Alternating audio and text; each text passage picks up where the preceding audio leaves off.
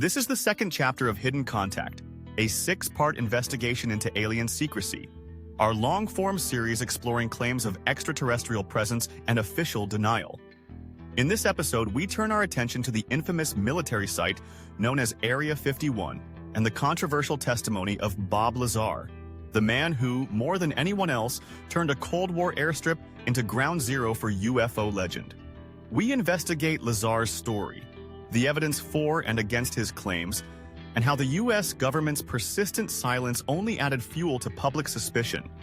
Whether fact or fabrication, Lazar's account reshaped the way people think about secrecy, science, and the possibility that alien technology might already be in human hands.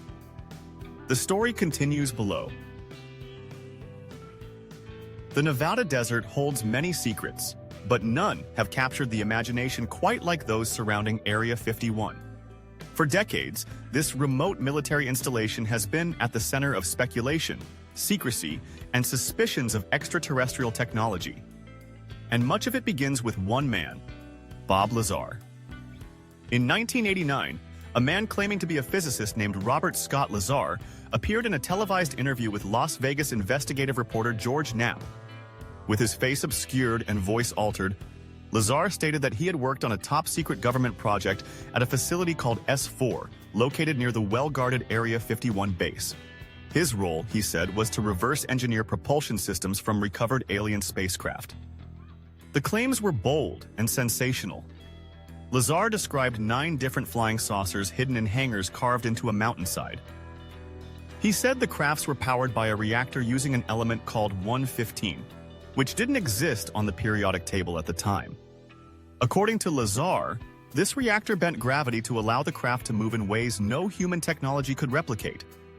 As the story gained attention, Lazar revealed his identity and offered more details. He claimed to have read briefing documents indicating that aliens, referred to as the Kids, had been interacting with Earth for over 10,000 years. He alleged that the U.S. government was not only aware of extraterrestrials, but was actively trying to understand their science and adapt it for human use. But the deeper journalists dug, the more questions emerged. Lazar had said he earned degrees from MIT and Caltech, but there were no records of his enrollment. He claimed to have worked at Los Alamos National Laboratory, yet there was no employment history under his name. Supporters pointed to an old phone directory listing his name and to a newspaper article from the early 1980s mentioning him as a Los Alamos scientist. Still, none of the documentation confirmed the specifics of his claims. Government officials never issued a statement verifying or denying Lazar's employment. When journalists attempted to investigate the S4 facility, they found no trace of it. But Lazar's credibility, despite its shaky foundation, didn't stop his story from taking root. The Area 51 site itself had long been shrouded in secrecy. Built in the 1950s during the Cold War, the base was used to test the U-2 spy plane, the SR-71 Blackbird, and other classified aircraft. Employees were sworn to secrecy, and the government refused to acknowledge the base's existence until 2013, when a CIA declassification finally put it on the map. That secrecy fueled speculation. Pilots and tourists reported strange lights in the sky near the base. Photos of glowing orbs and fast-moving craft were circulated as evidence of alien tech. Books, documentaries, and even Hollywood films reinforced the connection between Area 51 and extraterrestrial secrets. Lazar's claims gave those stories a narrative anchor, a first-hand witness to the unknown. Skeptics, however, remain unconvinced. Scientists have noted that Lazar's descriptions of gravity propulsion violate our current understanding of physics.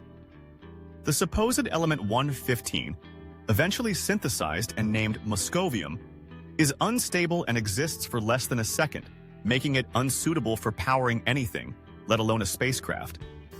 Lazar insists the version he encountered was a stable isotope, unknown to us.